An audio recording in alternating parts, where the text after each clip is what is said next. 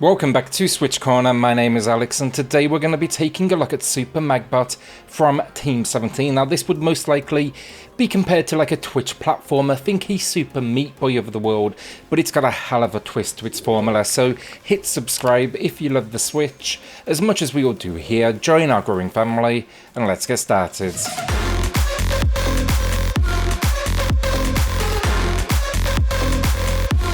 It's a story and it's relatively brief, punctuating moments between worlds. The concept here, you're travelling across these different locations because the system of Magnetia is in danger. A villain is wreaking havoc through the galaxy, destroying all in their way, and it's now down to you, Magbot, to stop them. Now to do this, you need to collect fragments, and that is your mission here. Basically, get them all together to save your home planet of MagTek. Simple enough, it's got a dose of humour here and there, but it does more than enough to give a little meaning behind the action in a genre that, let's face it, it's not exactly known for its storytelling. So gameplay, and that's what you are here for, and straight off the bat I'm going to tell you, look, it ramps the difficulty quickly. It's easily comparable to the likes of Meat Boy in that sense, and it's the sort of game, I'm going to say it now again, short on patience or temper, do not even consider this one. Now the idea here is simple enough, precision perfect platforming. The catch though, Magbot cannot jump, they're too heavy to jump. To overcome this, you use magnetic force, red being positive, blue being negative, to basically fling yourself all over the place. That was the big challenge of this game for me, look, rewiring my brain to use two directions at the same time as well. Yes, you move with the left stick, pretty traditional. The right stick controls the direction of what we'll call your magnetic attack. It's basically understanding when you need to oppose magnetic forces or connect them. You see, sometimes, let's face it, you'll want to push yourself towards something to essentially almost wall slide up it. Others, you'll be pushing the right stick behind you so you can push into a jump. When you get it going, it's incredibly satisfying in its action, but it definitely took a little while for it to feel natural. For a control scheme though, with just two inputs outside of movement, those being the left and the right trigger, it's amazing how much creativity they've actually squeezed out the formula as they continue throughout to introduce more and more interactable items within the world. Think ones that will like bounce you, they'll teleport you, those that change colour on connection, those that hold you for a brief moment while you kind of set up that next, maneuver. Of course, though, along the way, this isn't slow and simple action. Don't think you can be methodical and take your time. As you progress, they're going to introduce platforms that set on fire, the classic blades that churn you up, boss moments that have a decent mix on the formula. I think these kind of lead to more chase scenarios, spikes that appear at the ground should you not move quick enough. That's not even factoring in then, as this becomes like important later in the game. You only actually get two fires, I guess that's what you would call it, from negative and positive polarities. That's shown at the top of the screen, left and right. You can see the blue and red squares. These, they do recharge, but only when you connect with the ground, and often this is not an option, so you need to be thinking ahead. What can you do to kind of get through this next section by only using the left trigger twice and the right trigger twice as well. Now, I wish I could blame the game with my constant deaths, but I can't. The controls, they are for the most part pixel perfect. It's clear they ensured this, which makes absolute sense. It's just a lot of, as I said, rewiring the brain with the old kind of ideas of just move forward and jump. You have to kind of get used to it before it even becomes natural.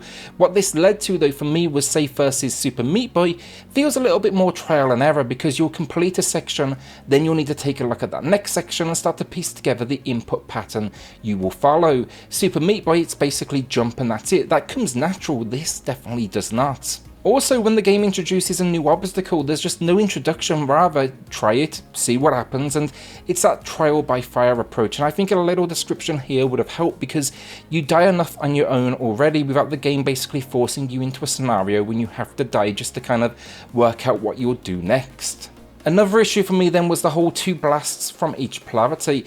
Get it, but I feel like this led to almost a puzzle formula, showing its face just a little bit too much.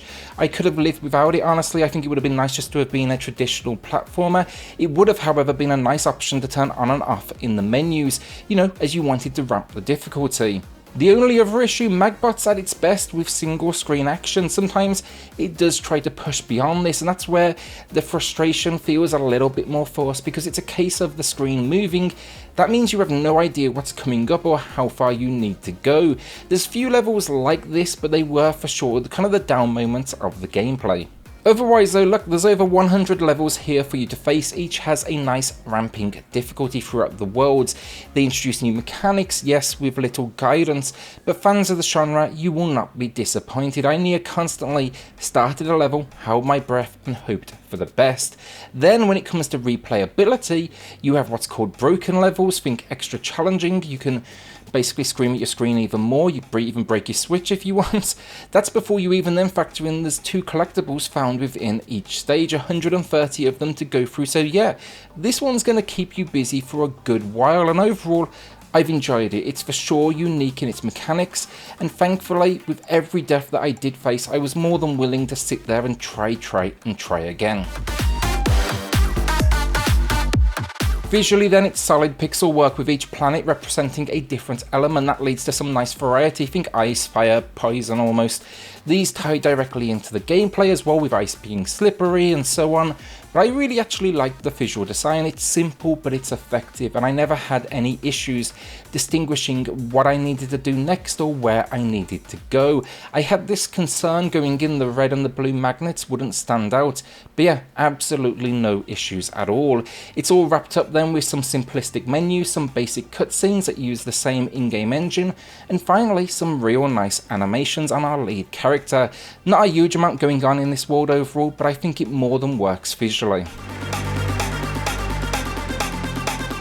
Audio finally, and I think this is the most basic area of the game. Some expected chiptune music and some minor sound effects. It's fine, it's not going to blow you away. The music I'd call relatively generic honestly, but it tries to switch up the themes with each world, so yeah, not a lot else I can say on it honestly. Like, its visuals, it's kind of relatively retro overall in its audio, so it is relatively minimal.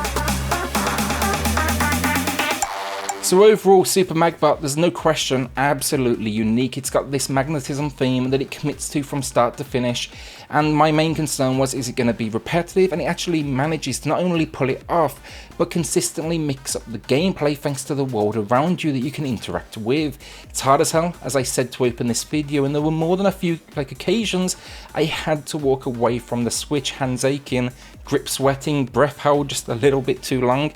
And yeah, I wasn't honestly far off from simply chucking my Switch across the room, but I did persevere. And as you start to get into it, it's not really that the game is all that difficult. In fact, it's rather, that's the initial impression it gives you. But once you start to rewire your brain and you process the movement of the character and, you know, directing your movement and aim at the same time, it actually eventually becomes almost, I'd call it, borderline intuitive.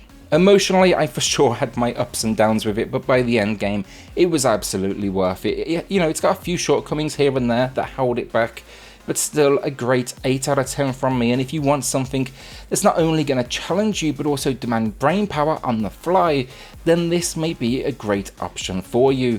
Thankfully as well, if you are unsure right now, it has a free demo available on the eShop, so maybe check that out first, which is always a good thing to see. Will you be adding this one to the library though? Is this the genre for you? I know it's kind of an acquired taste, so I'd love to hear in the comments, are you up for the challenge? With that though, a shout out to the patrons of the channel who are just going above and beyond to support SwitchCorner. It helps more than you know, so thank you all so much. If you do want to check that out for yourself, I have linked it in the video description down below.